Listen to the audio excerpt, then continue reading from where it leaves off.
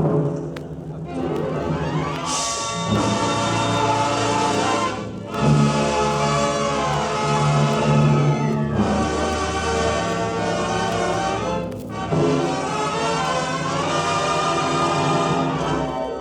Hollywood, California, the makers of Old Gold cigarettes present The Comedy Theater, the only radio program that brings you every week the greatest stars in the greatest comedies. Tonight, The Palm Beach Story, starring Claudette Colbert and Robert Young.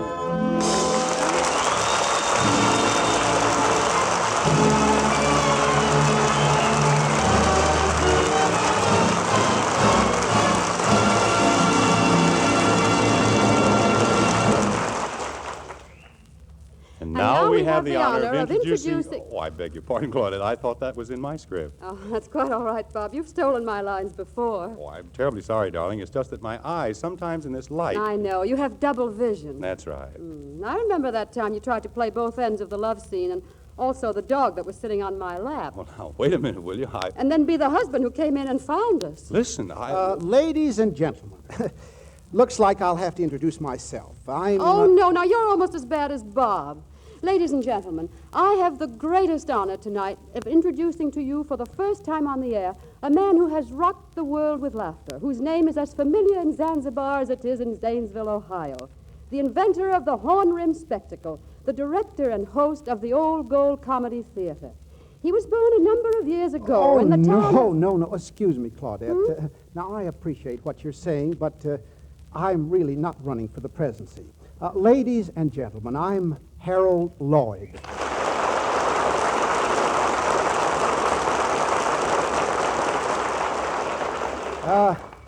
Thank you. I'm delighted to be here, and thank you, Claudette. All right. Now then, let's get down to business. Bob, in the Palm Beach Story, which we are doing tonight, you play Tom Jeffers. Claudette plays Jerry Jeffers. You and Claudette are married, very broke, and having a little argument. Was that unusual? We find you at the beginning of the story browbeating your wife just because a nice old man gave your wife $700. Huh. Did a nice old man ever give your wife $700? We'll disregard that. Claudette, as Jerry Jeffers, what did you do with that $700? Now, don't answer if you don't care to. Well, I paid the rent, and I paid the grocer and the insurance, and had my hair done, and bought this gold lame dress, and had $14 left, which I saved for my husband. Isn't that wonderful? That's all very well, Jerry Jeffers, but there's just one little question you haven't answered. What question, Tom? Why? Why this alleged nice old man gave you $700? Oh, no reason. Is that so? No. He just... $700, just like that. That's right. Oh, it was charming. You have no idea how it makes a girl feel to have a man say, "Here's my roll, peel yourself off something nice." Is that so? I suppose sex didn't even enter into it. Oh, of course it did, darling. No, I don't think he'd have given it to me if I had hair like Excelsior and little short legs like an alligator. This is very illuminating. Well, you don't have to get so rigid about it. It was all perfectly innocent. Yeah. He was just a very nice, kind, rich, generous old man. Where did you meet him? You'll die when I tell you. Well, go ahead. Kill me. In the bathtub. In the bathtub? Yes, isn't that a scream? It's a yell. What were you doing in the bathtub? I was hiding from him. Hiding from him? What kind of games do you play around here when I'm out? How much water was there in the tub? Well, I was standing in it, you idiot. Standing in it? In my pink negligee. What's the matter with you? Well, now, look, he was just a funny little old man the manager wanted to rent our apartment to. And as I wasn't dressed yet, I hid in the bathroom. Then he walked in. Some people have no sense of privacy. what did he do then? Take a bath? No, he was just terribly sorry to hear we were losing our apartment. He said he'd been young and broke, too, a long time ago. And then he gave me $700 and left. And that's all? Well, I did kiss him goodbye. In the bathtub? On the cheek. I half expected him to sprout some wings and fly out the window. Yes, it does sound like a fairy tale. So you just tell me where this kind, rich, generous old man lives, and I'll take him back his $700 and thank him in my own way. I don't know where he lives, darling. I don't know his name or anything about him. And I don't think they'd give the money back. I mean the grocer and the butcher and the drugstore. And you really couldn't blame them after they'd waited so long. Yeah, that's right. Rub it in. Oh, I didn't mean to. But it's such a wonderful feeling to have all the bills paid and be able to look everybody in the eye. I like that feeling. It's like a fresh start now that we're all paid up. This is much too expensive for you, Tom, although I know you just wanted it to be nice for me. Where would we move to? Well, I wasn't thinking about me. I just meant you. Huh? Look, darling, I'm no good for you. Honestly, I can't cook or sew or whip up a little dress out of last year's window curtains. I'm just a millstone around your neck. Just when did you get this idea? This afternoon? No, I've had it for a long time. Now, don't you see? By yourself, you could live in a little room somewhere or even move in with your brother and pay your bills and maybe even get ahead a little. Yeah. Who would you be moving in with? Oh, well, that's no problem. You can always find a good provider if you don't care what he looks like. I'm tired of being broke, darling. Oh, Jerry. Oh, no, don't talk to me in that tone of voice. If you hadn't done it a long time ago, we wouldn't be in this mess. Jerry. What? Sit on my lap. No. Well, sit on the arm of the chair then. There, comfortable? No, take your arm away. Well, can't I just hold your hand? Oh, I have a feeling this is all going to end very badly. It's all going to end very well. I've got a man interested in my invention. He's already got $50,000. And if we can just raise the other 49... I know, but they never raise the other 49, and then they go away, and then you start looking for a new one. But I'm bound to crash through someday. But I don't want it someday. I want it now while I'm young and can still laugh and dance and enjoy myself. Oh, darling, I'm sorry to tell you this, but men don't get smarter as they grow older. They just lose their hair. Thanks. No, you don't have to thank me. I'm not being so nice. Don't you see, I could be so much more help to you as a sister. Oh, shut up. Now, as your sister, if anybody wanted to go out with me, I'd naturally... Shut up. You just aren't practical. And take your arm away. Oh, Jerry. Oh, stop it. Darling, something has to be done. The terrible trouble with us is that we're in love. And every time I try to be sensible, you put your arm around me and breathe Jerry in my ear, and my knees start to turn to water. Jerry. Oh, shut up. Where are you going? Going downstairs to see if they have any cigarettes. Well, I'll go for you. No, I'd like to get out of the apartment for a while. It smells too much of love. Well, what are you taking your coat for? The lobby's a little drafty. Oh, then why don't you let me go down for you? No, I want to go by myself.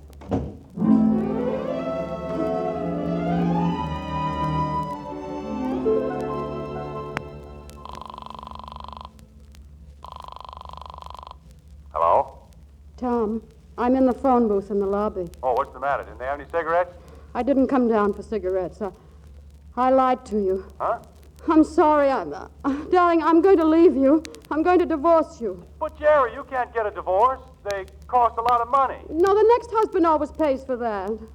Oh, you have him all picked out, have you? Suppose I won't give you a divorce. Well, then I'll become an adventuress. Oh, will you stop talking like an idiot? I can just see you starting for China in a rowboat. No, you're thinking of an adventurer, dear. An adventuress never goes on anything under 300 feet with a crew of 80. Jerry, for heaven's sake, please. Goodbye. Oh, goodbye, darling.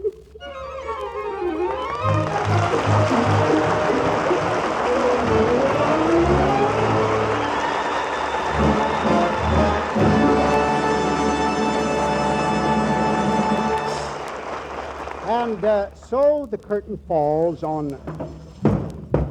Hey, wait a minute. What? That's not a cue for a sound effect. Sound man, come here, please. Yeah, what do you want? Well, I'm Harold Lloyd. I know your sister, Celluloid. Oh, wait, now, never mind the jokes. Let's just get the sound effects right. Look, mister, I only got 2 hands. You guys don't care how many sound effects you write in. Why, in 20 seconds, I got to open and close 8 doors, break 10 panes of glass, wreck 2 trains, make the sound of 6 guys walking with rubber heels on gravel, and if that ain't enough, before the story ends, I gotta lay an egg. Well, why be irritated? Light an old gold.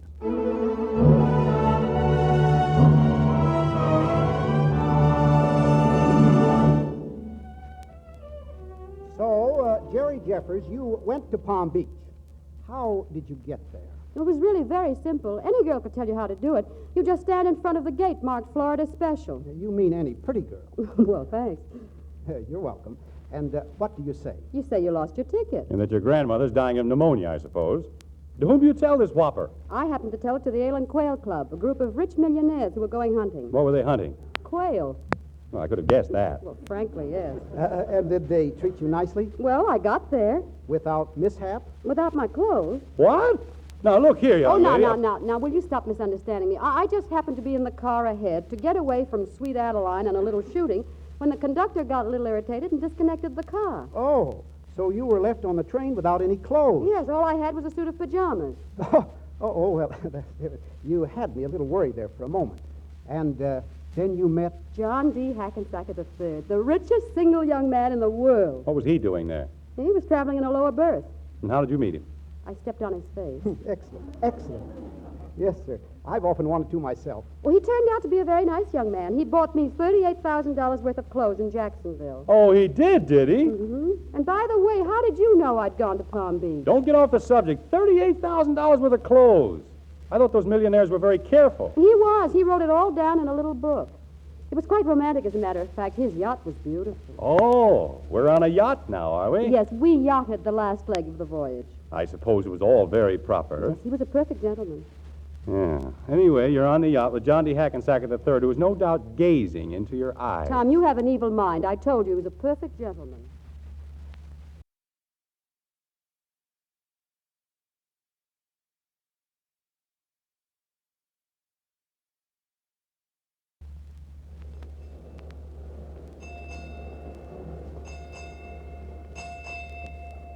Do you write everything you spend in that little book, Mr. Hackensack? Well, it isn't really as bad as it looks. It's just something I learned in childhood. It pleased my grandfather. I write it all down, but I never add it up. Oh. You know yachts are very dull. Yes, I can see what you mean. They are less dull, however, with you aboard. Well, thank you, Mr. Hackensack. Please don't misconstrue what I said. I assure you that I didn't mean anything in any way out of the way. Oh, I trust you, Mr. Hackensack. Your trust is not misplaced, Miss Jeffers, Mrs. Geraldine Jeffers. Oh, yes, what a beautiful name. You have left your husband, I take it? That's right. You know, I really don't approve of divorce. Oh, well, isn't the Princess Gentimilia your sister? I was afraid you'd bring that up. Hasn't she been divorced 5 times? No, thrice. She was annulled twice. Oh, I'm sorry. Did he beat you? Who? The brute you were married to. Not often, no. A drunkard, I presume. Not a congenital one or anything like that. Are you going to marry again or give up the whole distasteful idea? Oh, I might weaken again if I found the right man. I see.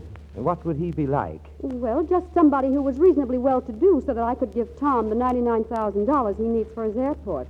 You see, after all, he fed me and clothed me and was very sweet to me. When he wasn't beating you? Oh, he didn't beat me very hard, just normally. And if I could give him a sort of going-away present, I'd feel better about the whole thing. I see. I'm not quite sure that you do, but... You're protecting this man again. What? He wishes to sell you for $99,000. What? The man is a vermin. Of all the filthy things I've ever heard of, he should be incarcerated. No court of law would even... How does he want it? In cash, I think, would be nice. So I won't stop the check. I understand. There is a name for such reptiles. Oh, I don't think he'll ever get it. It was just a kind of an idea. No, but I'll not sully the sweet ocean breeze by mentioning it. I'm not in the best of shape, but if I ever meet this Mr. $99,000 Jeffers, I'll thrash him within an inch of his life. Well, then I hope you'll never meet him. I suppose he's large. Well, he isn't small. Ah, this is one of the tragedies of this life. The men most in need of beating up are always enormous.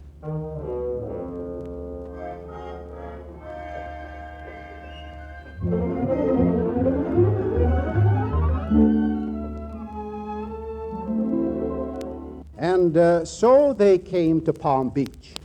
As they came up to the dock, Jerry noticed someone, a familiar face. She turned to John D. Hackensack III. Wait a minute, John. Wait, you wait right there. Tom, Why did you follow me down here for, anyway? Well, you're my wife, aren't you? You're making a fool of yourself, exposing yourself to all sorts of dangers that I promise to love, honor, and protect you from. Oh, look, don't you understand? I've left you. I'm not your wife anymore. You're not my husband. Oh, Jerry, darling. No, stop it. Don't put your arms around me. Oh, honey. Tom, don't kiss me. Well, I must say you do know the best-looking men on the pier. Oh, Princess, this is the Princess Chantamelia. My brother, Captain McGlue. What? Captain, we should have met sooner. And if I'd seen you around, we would have. This is my brother, Captain Hackensacker. Captain McGlue. That's an odd name. Yes, isn't it? How do you do, Captain? I'm not a captain. That's my sister's joke because I own a yacht. Well, that's my sister's joke because I don't own one. Well, I'm very glad to meet you. Your sister didn't tell me that she had a brother here. No, I just dropped over and... And of course you're staying with us. No. We wouldn't want to inconvenience you. We'll go to a hotel. Inconvenience us. Bobo puppy. We practically run a hotel anyway. This'll give the servants some exercise. Your brother's a very fine-looking man. You know, you look exactly alike. Really? I suppose he's married. No. He's entirely free. Oh, you don't tell me. Now, look here. Don't pay any attention to Maud, Captain. Her bark is worse than her bite. Yes, that's what you think, Snoodles. And now, Captain, you take my arm. What did you say you were captain of? I didn't say a word about it. Oh, how wonderful it is meeting a silent American again. All my husbands were foreigners, and such chatterboxes. I could hardly get a word in edgeways. They certainly must have been. You know, Captain, I have a feeling that I'm going to like you. They make a handsome couple, don't they? Pardon? My sister and your brother. It would be nice if something came of it. Oh, yes, wouldn't it? Be wonderful for him. The captain's a big fellow, isn't he? Yes, isn't he? You look exactly alike. Oh, yes, don't we? You know, people always tell us that.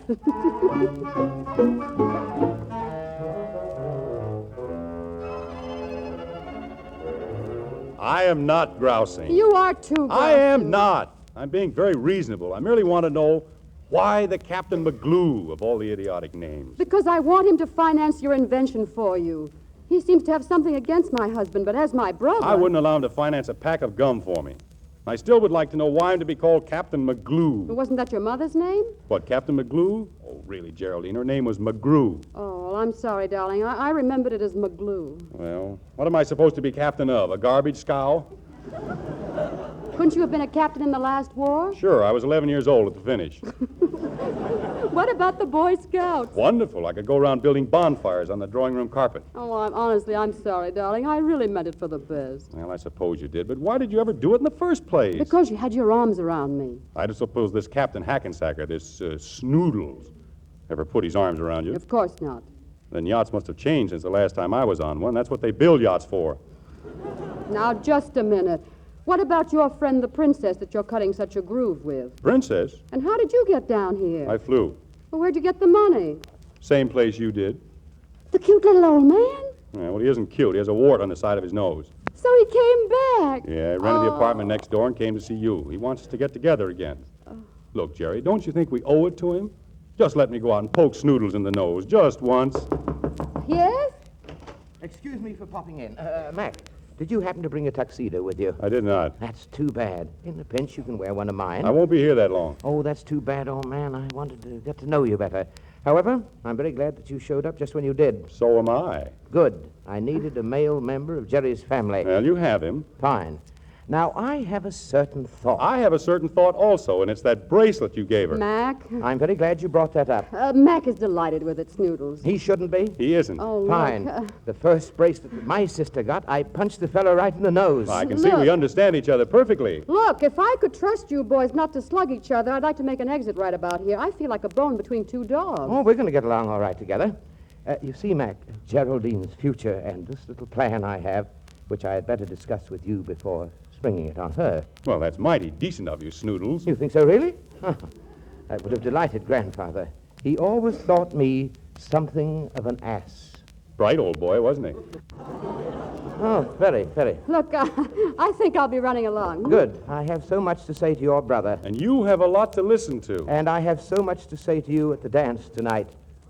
Darling. Well, toodaloo. Pip, pip.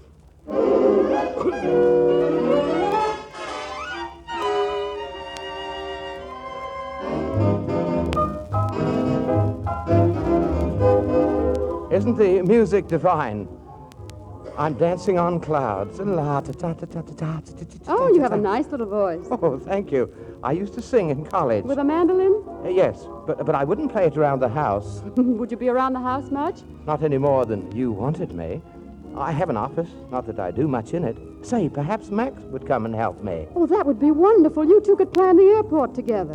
What airport is that? Oh, the most remarkable invention you ever heard of. A suspended airport right in the middle of a city, stretched like a tennis racket. Really?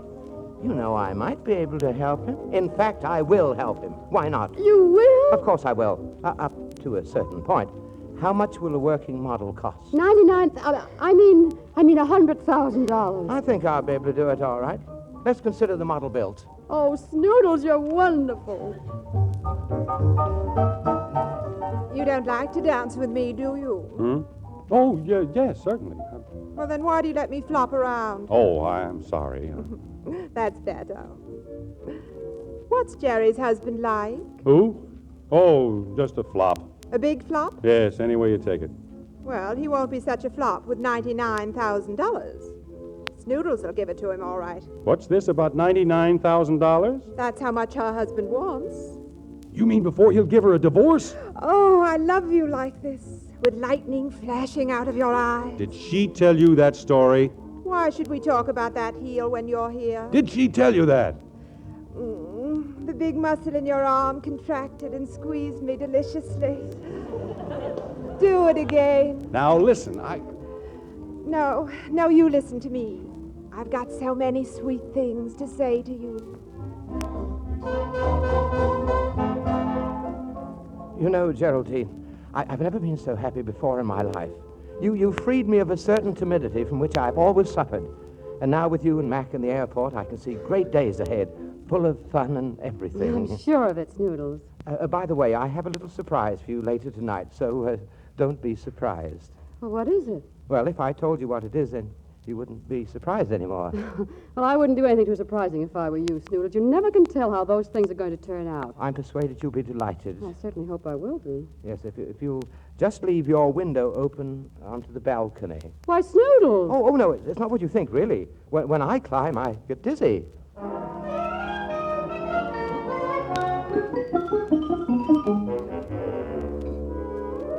So, you're a fast worker, aren't you? you got a lot of nerve to talk. So you couldn't even wait a decent interval, you and your princess. I hope you're very proud of yourself, Captain McGlue. Oh, now, wait a minute. No, let go of me, you big pullover. I'm the one that has the right to... I know I'm an idiot, but I suppose it's when you've been fond of somebody for a long time. You shouldn't have come down here. You should have given me a little time to get used to the idea. Well, maybe I should. But you can't blame a man for trying to hold on to something that he loves. That he always has loved. And always will love. Oh, you're going to make me cry. Jerry. No, you're forgetting the airport. You're forgetting everything that counts. Jerry. Now listen to me just this once, will you? I've always done what you wanted, and it's always turned out to be a disaster. Oh, good night, darling. Sleep tight. Your room is right through that door. Well, it seemed funny sleeping with a sitting room between us. And the door's locked. Yeah, you don't have to worry about that. Well, nevertheless. Good night, dear. Well, what are you waiting for? Well, don't you kiss your brother good night? I don't know. I never had a brother. Well, you have one now. Oh, don't be silly. What in the world is that? Well, that must be... Oh, that's Snoodle's surprise. Why, he's got a whole orchestra down there. Oh, he shouldn't do things like that on a night like this. Oh, Jerry. Don't start that again. You really want it that way? Please, Tom, it has to be that way. There's no other way possible. Okay, I guess you know best. Good night, dear. I'm ready to get undressed now. Yes, of course. And I'm just a brother. We're big children now. Yes, good night. Okay, Jerry. Good night. Oh, Tom, Huh? just a minute. I can't get the zipper in the back of my dress. Would you mind before you go? Glad to. They're not making zippers like they used to. Nothing's like it used to be. Well, you'll have to come over here to the light. Here, is that all right? A little too high. Better sit on my lap. Well, now, I don't Oh, think... it's all right, sister. There, now.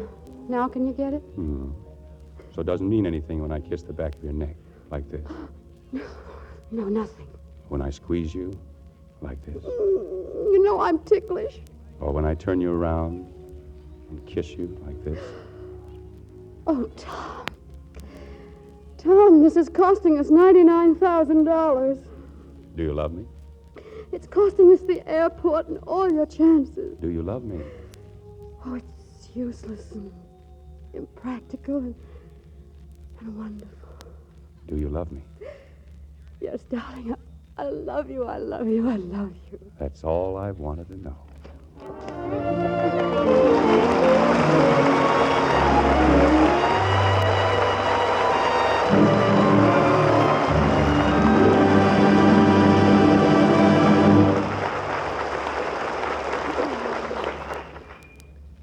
Claudette, Bob, that was wonderful. It's a great story. But look, you haven't told the audience what happened to John D. Hackensacker III Oh, he married my twin sister.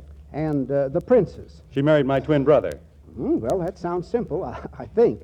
But look, with all these twins running around, are you sure that you were married to the right partner? Of course we're sure. Or are we? Huh?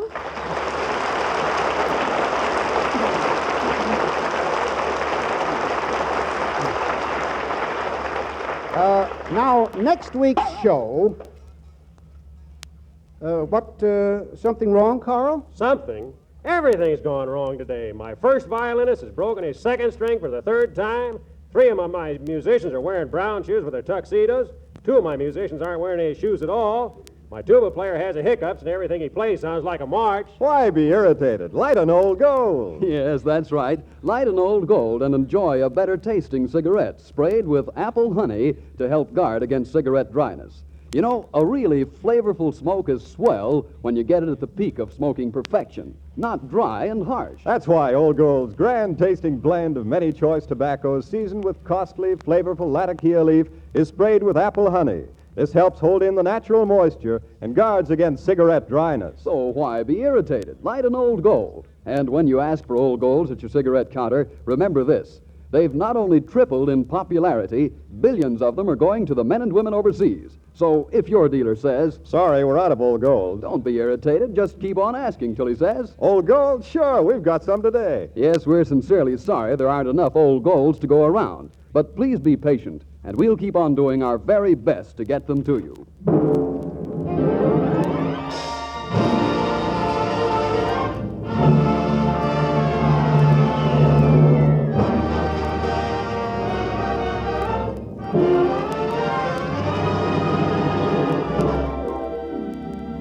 This is Harold Lloyd saying thank you and good night. See you next week. The Palm Beach Story was presented by arrangement with Paramount Pictures, producers of Our Hearts Were Young and Gay. Robert Young is currently appearing in Metro-Goldwyn-Mayer's Canterville Ghost. Claudette Colbert can be currently seen in David O. Selznick's Since You Went Away. And now this is Bob Williams saying good night until next week's Comedy Theater when we present Ball of Fire, starring Gary Cooper and Lucille Ball. And in the meantime, why be irritated? Light an Old Gold. Enjoy a better tasting cigarette sprayed with apple honey to help guard against cigarette dryness. And listen to Old Gold's other great new show, Which is Which, with Ken Murray as MC, Richard Himber's orchestra, and famous stars of stage, screen, and radio, or their reasonable facsimiles. Tune in Wednesday night on another network. Consult your newspaper for time and station.